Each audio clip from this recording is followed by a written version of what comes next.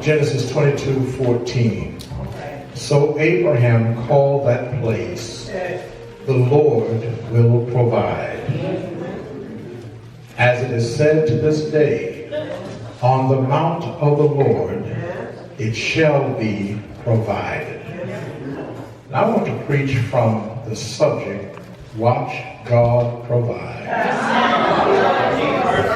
Watch God provide. I must make a disclaimer here, Chuck. I was forced in studying this text this week to consult with one of my mentors who teaches Bible study. He's in conference now, hoping to get his 13th appointment back to his church. He opened my eyes to something in this text that I had not seen all of the years I've been preaching this text. So y'all pray with me as I work with this thing this morning.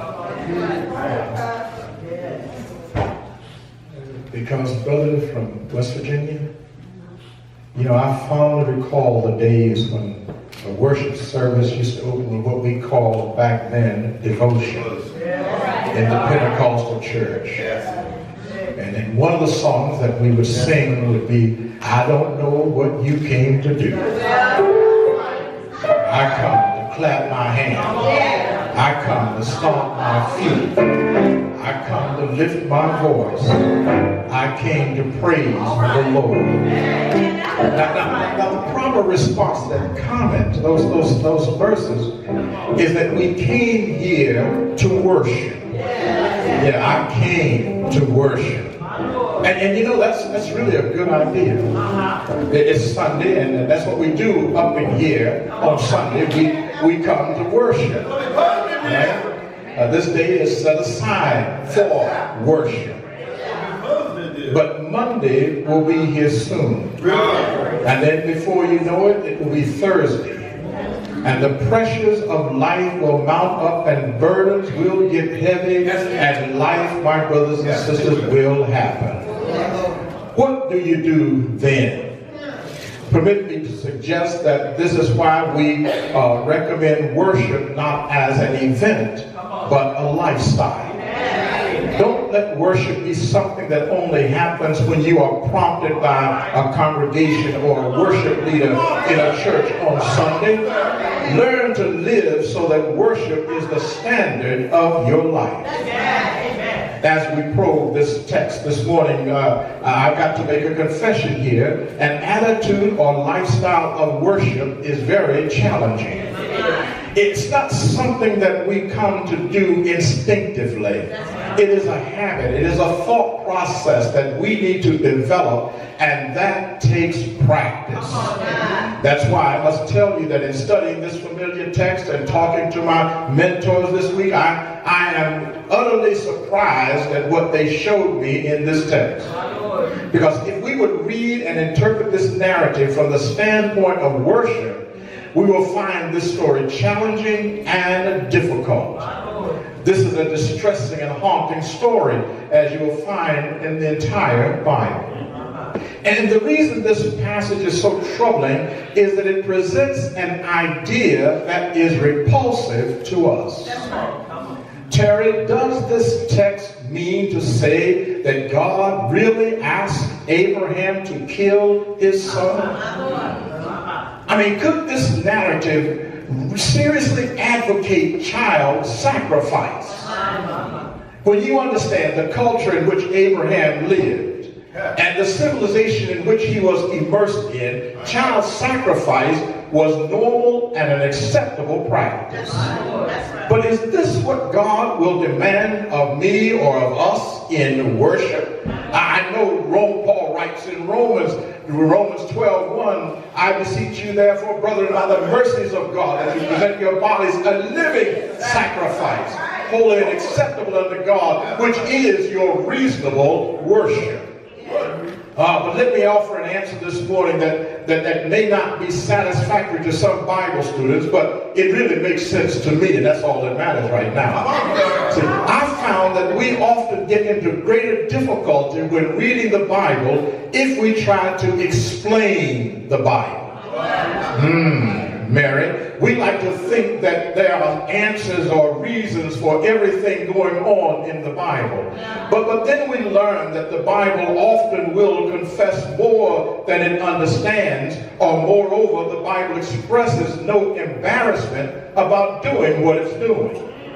And there are so many instances that I think that we encounter such an instance in this passage, where the Bible has no apparent desire or need to explain itself. This is why, for the most part, biblical stories defy explanation and resist reason.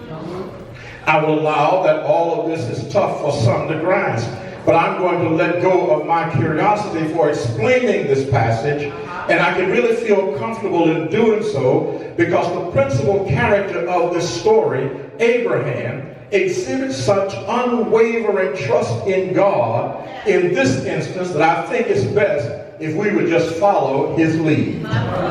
Abraham simply acts in faith and appears comfortable trusting God because throughout this passage, throughout this entire scenario, Abraham is engaged in worship. The text unfolds in verse 1 saying God calls to Abraham by name. And Abraham's response is significant because he responds, "Here I am." Here is our first important marker. We have come to what A.W. Tozer refers to as a crisis of encounter. This is our first challenge because while we are perhaps heightened in our awareness on Sunday in church, in the sanctuary, what we do not know is where or when or under what circumstances we are going to encounter God for ourselves. Do you know when God will show up? We usually don't because God is not so predictable. And that's a problem for some of us. Because we want God to do what he did the way he did it 30 years ago. But you can't count on God to do what he did yesterday, today. Have I got a witness here? But let me rush on. I love the answer that Abraham gives when God calls to him, "Here I am." And our brothers and sisters, this is important for us that we learn to let the real you, the real you, not the one you want folk to see, be present to God when God shows up. Can I help somebody? See, everybody got an idea of what they think about you, but don't you let their idea of who they think you are be the one that God shows up to. Because when God shows up to you, he knows who you are. He knows where you went to sleep last night. He knows where you washed your face this morning. He knows what shoe you put on first. He knows you better than you know yourself. So when God shows up, it better be the real you, because that's the one he's going to encounter. Upon hearing God's command, Abraham moves expeditiously to respond to God's directive. Verse 3 says, "So Abraham rose early in the morning, saddled his donkey, and took two of his young men with him and his son Isaac, and he cut wood for the burnt offering and set out and went to the place in the distance that God had shown him." In other words, he prepared and carries all the necessary elements for worship. My brothers and sisters, as we read this story, let's remember that we read this now and know more than Abraham did then. Still, what we do not know, because the text does not tell us, is what was going on through Abraham's mind as he moves toward the mountain God is about to show him. Now, I must confess, Billy, that in preaching this sermon over and over and over, I have taken the liberty of trying to put my mind in Abraham's mind, looking at my son, talking about what I would do. But I'm not Abraham. Y'all know that, don't you? It is doubtful that Abraham was very detached or unemotional. I don't believe he was. But nevertheless, Abraham has all the necessary items he needs for worship. In other words, he is prepared for worship.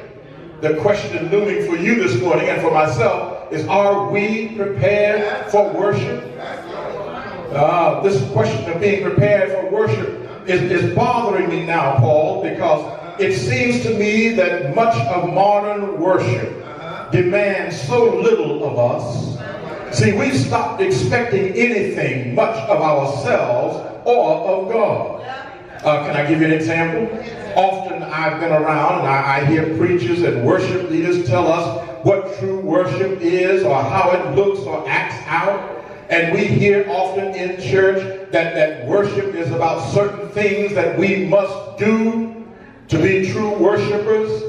For example, Terry, we are told to make some noise up in here, clap your hands, touch 3 people, high five your neighbor. Are we expecting to hear about true worship is what we should expect? We can expect blessings, we can expect miracles, we can expect promises when we come to worship. For we are told if you give God praise or shout now, this or that will happen. You know, if praises go up, blessings come down. Now please don't misunderstand me. It's not my intent to argue against the benefits or the value of activity or expectation. What I simply want to point out is that it should be considered that very seldom do we hear instructions concerning worship about what we are expected to sacrifice. Help me, Lord. It may be that we have reached a point where we think God is merely one who grants divine favors and have stopped expecting God to demand anything of us in return. And so Abraham's act and response in bold faith because his understanding of worship also involves sacrifice. And this morning or this week, that caught my attention. See, we all know what takes place in the text. Yeah, Abraham binds Isaac and prepares to kill him. But stop for a moment. Think about that. In the moment before God stops Abraham from killing his only son. Now, this is the way the text describes Isaac. This act Abraham is about to carry out is literally putting God's promise and Abraham's future on the line. Now, Debbie, you will recall that Abraham had 2 other ideas about God's promise and how it would unfold. First, in Genesis 15, Abraham thought that the promise might come through his servant Eliezer of Damascus. And later, he and Sarah thought that the promise would be fulfilled through Hagar, who gave birth to Ishmael in Genesis chapter 16. But God said, no, that's not how I work.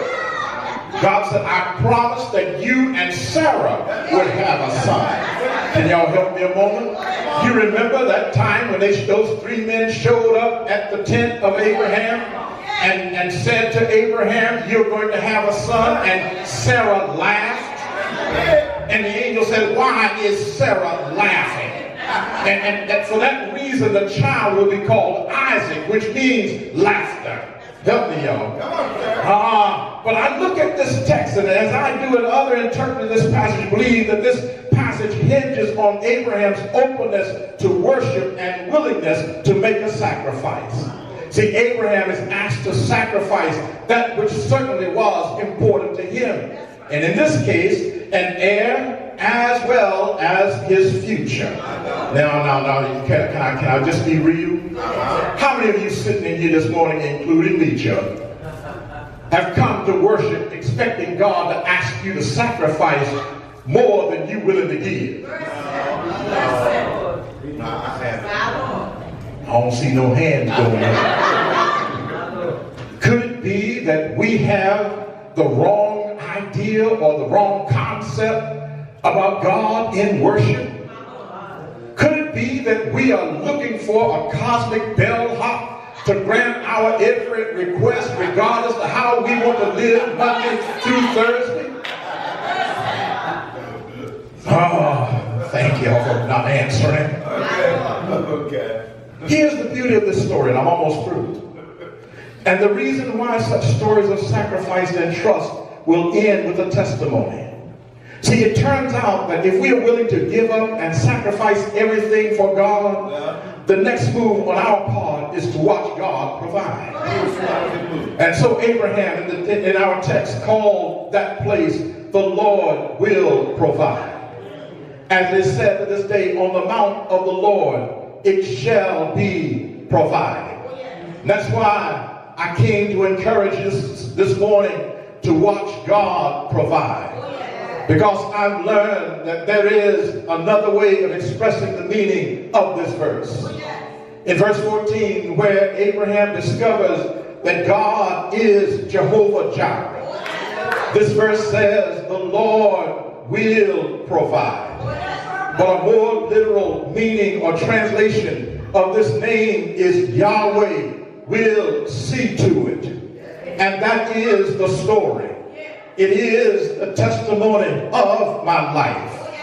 Because for every crisis that I've been in, and for every emergency I've been through, at each and every turn of life's intersections, through every storm, trial, and tribulation, over every mountain and in every valley, across every river, from the attack of my enemies to the treachery of my so-called friends, I can stand this morning and testify that every time I turn around, God is making a way out of no way. I am a witness like Abraham that God will see to it. When you put your trust in God, things are not going to go your way all the time. There's going to be some ups and downs in life. There's going to be some times that your body is going to want to do one thing and your mind want to do something else. But you've got to understand that when you have a lifestyle of worship, when worship wakes you up in the morning, when worship carries you to your job, when worship helps you on your lunch hour, when worship helps you when you come home in the evening, when worship helps you when your children acting up, when worship helps you when your mate is acting crazy, when worship helps you when your neighbors are running you down and folk are scandalizing your name, all you got to do is watch God see to it. Won't he do it? Won't he show up in your life?